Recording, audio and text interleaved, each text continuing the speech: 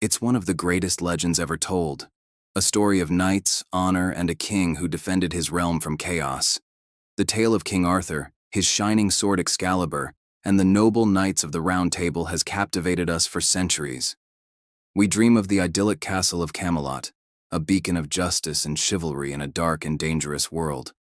But behind the myths of swords and sorcery lies a deeper question. Was King Arthur real? And if so, where was his legendary kingdom of Camelot? For generations, historians, archaeologists, and dreamers have embarked on a real-life quest, not for the Holy Grail, but for the historical truth behind the legend. Today, we're joining that hunt. Welcome, as we search for King Arthur's real kingdom. To find Camelot, we first need to travel back in time, stripping away centuries of romantic additions. The earliest mentions of Arthur don't feature a grand castle or a round table. They paint a picture of a British war leader, a dux bellorum, or Duke of Battles, fighting against Saxon invaders in the late 5th and early 6th centuries. This was the Dark Ages, a tumultuous period after the Roman Empire abandoned Britain. The island was fragmented, a patchwork of small kingdoms struggling for survival. It was a time that desperately needed a hero. The first major source is a 9th century text called the Historia Brittonum, the History of the Britons. It lists 12 battles fought and won by Arthur against the Saxons, culminating in the decisive victory at the Battle of Badon. But this text is more of a collection of notes than a detailed history, and it gives us no clues about where Arthur's base of operations might have been. It doesn't even call him a king. The name Camelot is nowhere to be found. So, where did the name Camelot come from? We have to jump forward another 300 years to the 12th century, to a French poet named Chrétien de Troyes. He was the one who introduced Camelot into the legend in his poem, Lancelot, the Knight of the Cart. He also gave us Lancelot, his affair with Queen Guinevere, and many of the courtly romance elements we associate with the story. Chrétien was writing for a French aristocratic audience that loved tales of chivalry. He essentially gave the old British warrior a medieval makeover, complete with a magnificent court. But he never specified where Camelot was. For him, it was a symbolic place, a literary invention representing the pinnacle of civilization. It wasn't until a writer named Sir Thomas Malory in the 15th century that Camelot got a potential location. In his epic Le Morte d'Arthur, the definitive collection of Arthurian tales in English, Malory explicitly identifies Camelot with the English city of Winchester. At the time, Winchester was a hugely important city. It had been the capital of the ancient kingdom of Wessex. Hanging in the Great Hall of Winchester Castle was a massive circular table, which for centuries was believed to be the actual round table of King Arthur. This table is a powerful and evocative object. You can still see it today, painted with the names of the knights. It draws thousands of visitors every year. The only problem? Modern science has dated it. Dendrochronology, or tree ring dating, has shown the wood was felled in the 13th century, during the reign of King Edward I. He was a huge Arthurian legend fan, and likely had it made to impress guests at a tournament. So, while Winchester's connection is strong in literature, the physical evidence just isn't from Arthur's time. The table is a medieval tribute, not a 6th century artifact. So, if not Winchester, where else? The search leads us to another compelling candidate, Cadbury Castle in Somerset. This is not a castle in the stone turret sense, but a massive Iron Age hill fort. It's an incredibly imposing place, with huge, tiered earthwork defenses. When you stand on top, you can see for miles across the Somerset landscape. It feels like a place a king would choose for his stronghold. Excavations here in the late 1960s, led by archaeologist Leslie Alcock, were electrifying.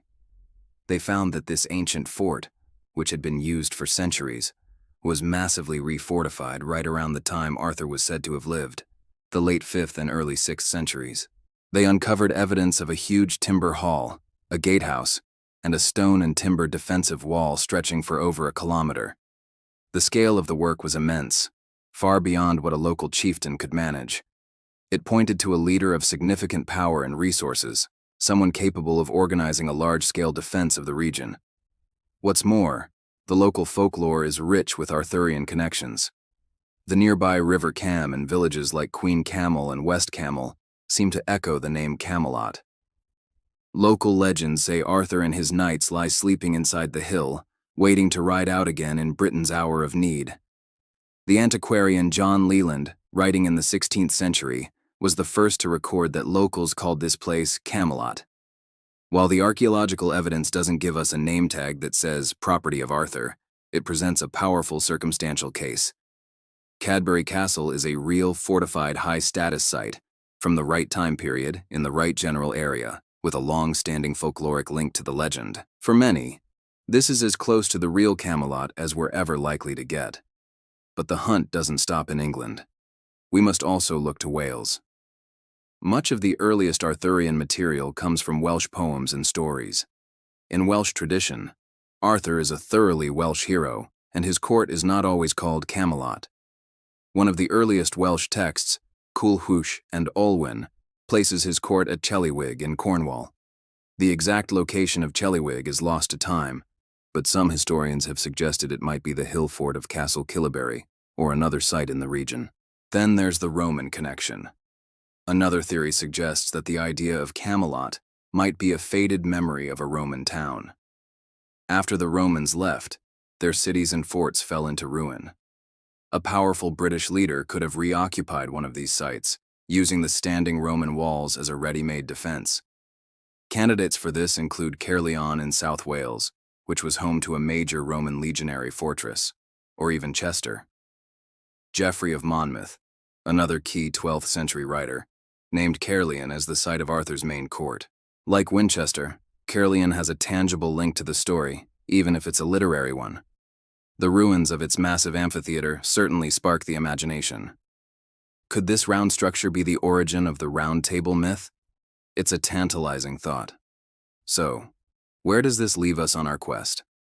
We have literary Camelots like Winchester and Caerleon, chosen by medieval writers for their own political and cultural importance. And we have archaeological contenders like Cadbury Castle, a real-world stronghold that fits the time and the military need for a leader like Arthur. Perhaps the truth is that Camelot was never one single place.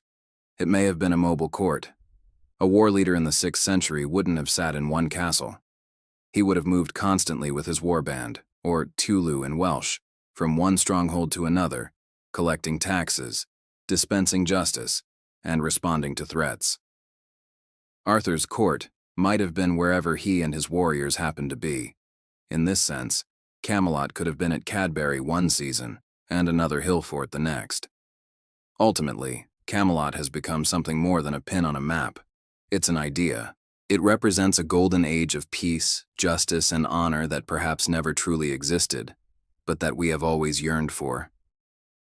Chrétien de Troyes and Thomas Malory weren't writing history. They were crafting a foundation myth. They used the dimly remembered figure of a British warlord and built upon it a shining kingdom of the imagination. The search for the historical Camelot reveals a fascinating truth. It shows us how history transforms into legend. We start with the faint echo of a real struggle in post-Roman Britain, the desperate fight for survival. Over centuries, poets, storytellers, and kings layer this story with their own values and aspirations: chivalry, courtly love, national identity. The gritty, muddy hill fort of a 6th century warrior becomes a gleaming castle with towers reaching for the sky. So, was Camelot real? As a specific stone castle from the 6th century, almost certainly not. But as a memory of a powerful British leader's headquarters, a place like Cadbury Castle makes a compelling case. And, as an ideal, a symbol of hope and justice in a dark time. In that sense, Camelot is very real indeed. It lives on in our stories, our art, and our enduring fascination with the once and future king. The quest continues. Thank you so much for joining me on this journey through myth and history. If you enjoyed this exploration, please hit that like button, subscribe for more deep dives into the past, and let me know in the comments where you think the real Camelot might be. See you next time.